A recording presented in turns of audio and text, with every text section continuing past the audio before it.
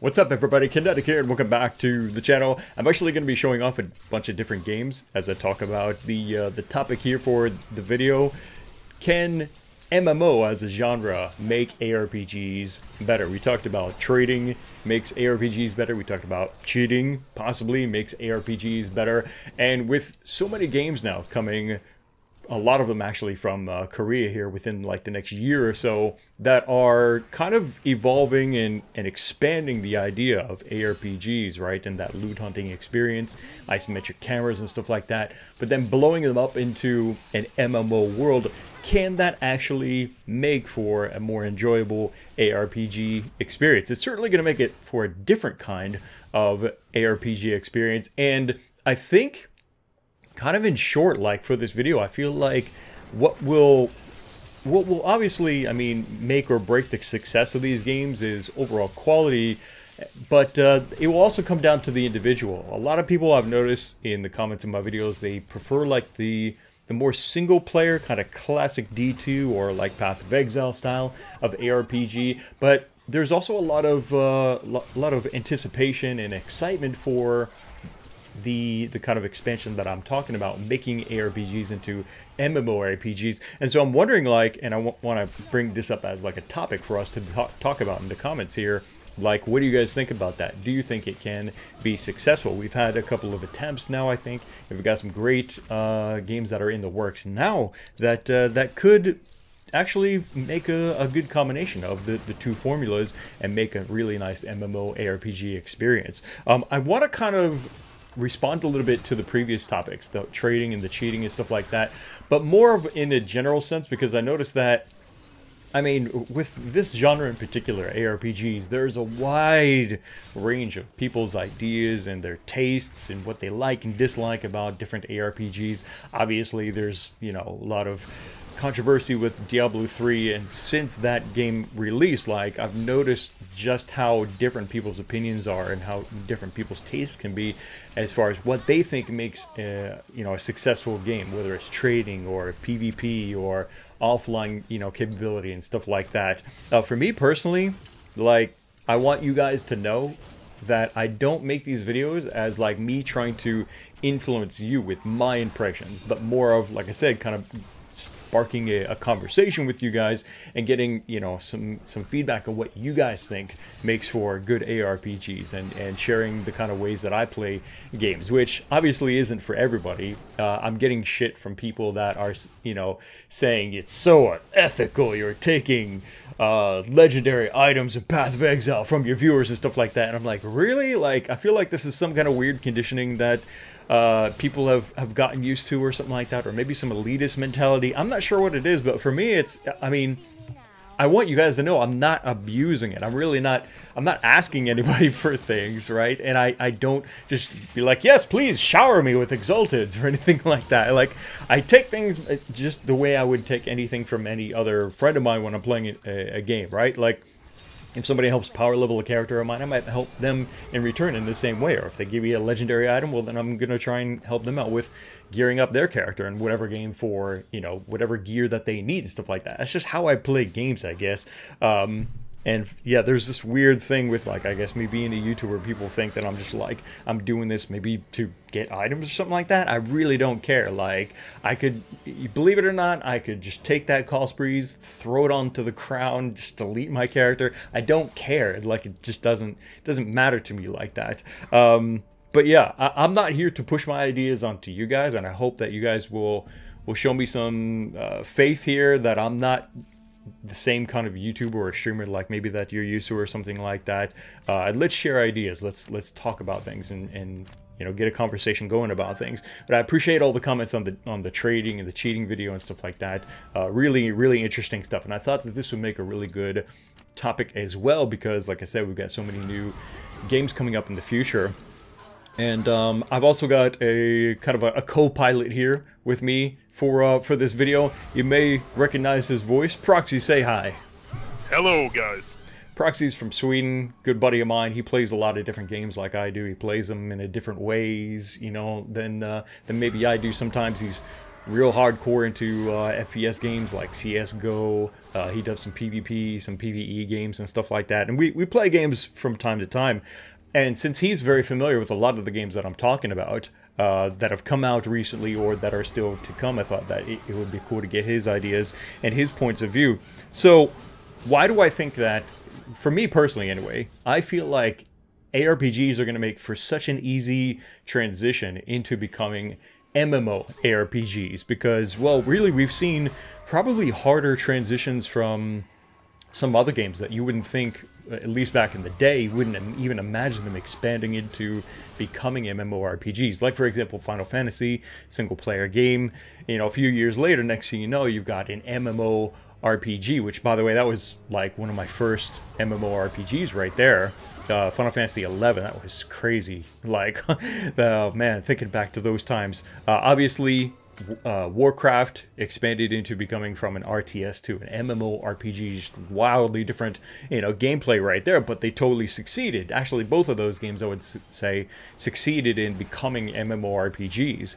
And what you can do, I think, to do that with ARPGs isn't all that difficult, really. I think, again, it will kind of depend on people's tastes and what they're looking for in games. Like, I notice people are in the comments sometimes in my videos, like when they're looking at Lost Ark footage or something like that, they instantly reject it because they want that more classic style of gameplay, like D2 or like Path of Exile or something like that. But there's a lot of excitement and people are like, wow, look at Lost Ark, look at all the things that we could possibly do. And as long as they keep, I think, the core aspect of, you know, loot hunting being fun, being to wipe out waves and waves, hundreds of thousands of monsters in the search for loot. If they can nail that, like at its core, then I think that a lot of the rest can kind of unfold fairly easily. Let's talk about some of the pros and the cons, I would say, that that might happen with some of these as they attempt to make an MMO ARPG. Well, for one, what are some of the pros that you can think of why an ARPG would be more fun as an MMO, Prox? It would actually be good, like you can choose if you want to play like single player or you want to play like with everybody in a big multiplayer map. That would be actually freaking cool. Yeah. Imagine like if you're like tired of playing by yourself, that you just click one button and then you can join everybody and do like a world boss or something like that. And me and Prox are kind of talking about this a little bit earlier. Like, how cool would it be if you had the option to maybe switch as you maybe leave from a town or something like that to go out into the open world, whether you could maybe toggle that in some way, or maybe just have like different game modes or something like that, where one would be like the MMO kind of multiplayer populated or something like that, and maybe there would be like another portal or something like that you could go into that would maybe be like just a single player area or something like that, and you could get like that kind of more classic, you know, you just go out there, test your build and fight tons and tons of enemies, try to get some legendaries or something like that. Options are always good, and I think, you know, in the Grim Dawn video, some people really misunderstood where I was coming from, even though I thought I explained it pretty clearly. Like, for example, the whole leveling thing, I know a lot of people like the slower leveling in Grim Dawn, and all I was saying is it would be nice if there was an option, some other way that you could, instead of repeating the story mode every single time you make a new character, give us a, you know, some kind of new maybe game mode or way or something like that that would allow people to level up much faster or something like that instead of forced to repeat the story. So I always think more options is a good thing, definitely. But you're right, like having the, if it's possible to, you know, maybe toggle or just have different game modes or something like that, that would mean if you want multiplayer and kind of that more social experience, then having that as an option built onto an ARPG game, I think is definitely one of the most obvious pros to an ARPG blowing up into an MMO ARPG. I think it would make for, depending on how it's handled, a lot of people like trading and stuff like that. It could make trading a lot more interesting as well. It might mean more that something like an auction house would be kind of more in demand. What do you think, Proxy? You've played Path of Exile and you've seen trading there. Yeah, I actually like the trading. It's pretty good. It's yeah, but that's almost... Like, that's pretty much all person-to-person trading. Like, you think maybe, like I said, if it becomes an MMO, will it require more the implementation of an auction house? Maybe, maybe it should have it actually. It would make the game much better and much more easier to get the stuff you want. Yeah. Like you can find something else for someone, and you can get the other stuff. Right. It wouldn't be that bad. Yeah. And of course, I mean, as long as you can still trade character to character, then you can still, if you want to try and maybe get a better price, you know, than what you're selling for on the auction house, because like in World of Warcraft, the auction house takes huge cuts sometimes from your profits. You could instead just, you know, peddle your goods over like a trade channel or something like that, one that actually is for trading, not just for, you know, saying like anal whatever in the chat or talking about Thunder Fury and stuff like that, right? If people use it properly, then again, that would just be, you know, more options for trading. You could do person to person if you want that, and, you know, maybe get better profits that way. But if you want quick sales and, you know, the convenience of that, an auction house would be really, really welcome, I think, for a lot of people. Yeah. I think one of the biggest cons I can think of for what would ruin it for a lot of people, an ARPG kind of feeling going into an MMORPG, is the lack of that classic style of gameplay. Some of these games are just completely abandoning most of what makes ARPGs fun, aside from the loot hunting and the camera. That's all they bring into. Okay, let me just go ahead and say it. Guardians of Ember, right? Guardians of Ember was one of the first examples recently, I could say, kind of within the range of all these games coming out, that tried to do ARPG and MMO together and really failed to make good of either one of those genres. Like, it wasn't a very good MMO, and it certainly wasn't a good ARPG. You remember that game, right, Proxy? Yeah, I remember that. They should have just stick to a RPG, nothing more. Yeah, maybe it would have been better off just as a single-player game. I don't know, but it just didn't feel like they got either one right. Yeah, it didn't feel like they got either one right in that situation. But we've got Mew Legend coming up. That's probably going to be one of the first of the three big ARPGs I can think of. Mew Legend is coming out, open beta starting this summer. I have a feeling that Lineage Eternal is going to come out before Lost Ark, and which is, you know, funny because Lost Ark is most certainly the most anticipated MMO ARPG, but for good reason. I mean, look at all of the crazy gameplay options that you have. It's doing MMO very, very well. It seems to be doing ARPG quite well too, because you have, you know, these big areas where you explore out with everybody else, maybe doing some questing and stuff like that, like MMO style. But then you have like these single player kind of events, these single player stories that are pretty cool. You've got, like, I think some kind of like challenge areas or something like that, if I remember correctly. And then you have like these just awesome raids that, you know, are, to me, I think the highlight of MMO ARPGs, like really cool multiplayer dungeons and raids and stuff like that.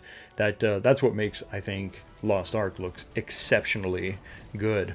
And what do you think? Like, they've just got to nail certain core aspects of the genre and keep that, you know, as it goes into an MMO style. If they abandon, you know, too much, then you're just, you know, making a generic MMO, aren't you? Yeah, you are. Well, one thing's for sure. I mean, even if some of the viewers here completely reject the idea of MMO and they don't believe that, you know, it's going to be done well because it's going to sacrifice too many things that they like about the more classic style of RPG loot hunting, you know, Diablo type game, I have the feeling that there will always be some developers that will, like just players, right, will kind of crave a more classic feeling for that genre without the MMO. I mean, that's obviously how we got Path of Exile. It was born from the love of Diablo 2, and they wanted to make something like that, and then there you go, out comes Path of Exile. Now, years from now, let's say the market floods with MMORPGs and people get sick of it or something like that, I just know that there will be other developers that will be making more single-player focused ARPGs or co-op ARPGs or something like that. I mean, we're seeing it now. We've got Wilson, Lords of Mayhem. They're making pretty much a single-player co-op if you want to, kind of experience. Same with Grim Dawn, same with Vikings, and you know, some of these are going to screw it up even without the MMO part, right? Yeah. But true. again, more options are always great. So I'm excited to see MMOs, you know, kind of start to take on the Diablo style experience and try to mix it up and shake it together and see what comes out. What's your most anticipated? Do you think, are you on board like everybody else with Lost Ark and that's gonna be the greatest thing ever? I'm on board with that game, but I want to see what the other games bring too. I'm not just gonna stick to one game. I want to see all the other games. Yeah, I mean, we don't even know. So a lot of people are holding their breath practically for Lost Ark, and at this point I'm just like, man, we may never get that game. That is the scariest thing, but I mean, it's happened before. I mean, we haven't even gotten a confirmation as to whether they're going to do it or not, but even some games that have been, you know, promised to the West never came West, or just took way too long to actually happen. I can think of, yeah, like Kingdom Under Fire 2, Monster Hunter Portable 3rd, Phantasy Star Online, right? Just to name a few games I can think of where they failed to make it over to the West properly. So hopefully that doesn't happen with Lost Ark. If it does, I'll still play the Korean version. I think I actually said in the trailer on their channel, I'm like, I'll learn Korean if I have to. Yeah, you I have to play this game. Well, then I need to learn Korean too, because that game looks cool. Yeah, man. But any closing thoughts, or you got any questions maybe for me on what do you think I think of MMOs and ARPGs? Actually, they can do it like this too, you know. They can have the world map, and all the places, like all the cities have like their own rifts. Like that can be single player or co-op. So if you want to play single player, you can play single player through that. Mm-hmm. Yeah, like absolutely. Go into like all different elements, you know, part of the world map. Like this city has swamp, this city has lava, maybe. Different elements. That would be cool. Yeah, you could have like maybe also even just like one central city. You could have a bunch of other sub-cities that people can go to and stuff like that. But maybe like at a central city, like a capital city or something like that. Like maybe a last refuge of humanity or something. Let's just go with the post-apocalyptic kind of theme or something like that. What if, like, depending on a faction that you join, they may send you out on missions to go to certain areas, and when you go to do those missions, then instead of being you know, multiplayer and everybody's running around and stuff like that, it's just you, and maybe it's like you go to a particular part of a map and you'll get maybe a kind of classic ARPG. You gotta fight off, you know, hundreds of enemies or something like that to complete your mission or some objective or something like that, and of course the chance to get legendary items. Like, if they think about it, like, they can totally take whatever makes, I think, pretty much classic ARPGs and loot hunting and stuff like that, and put it into an MMO kind of experience, like, depending on how you play, you know, the different game modes in the game. That's gonna wrap it up for this video, guys. I hope that you enjoyed this topic on MMOs make ARPGs better. I hope you also enjoyed the topic on trading and cheating. If you have any ideas maybe on what else I could bring up as a conversation piece for us to talk about as a community, let me know that down in the comment section. Click the like button to support these videos here on the channel, and make sure you subscribe so you don't miss the next video. Thanks again for watching. This is Kinetic, my boy Proxy, and we'll see you next time. Bye.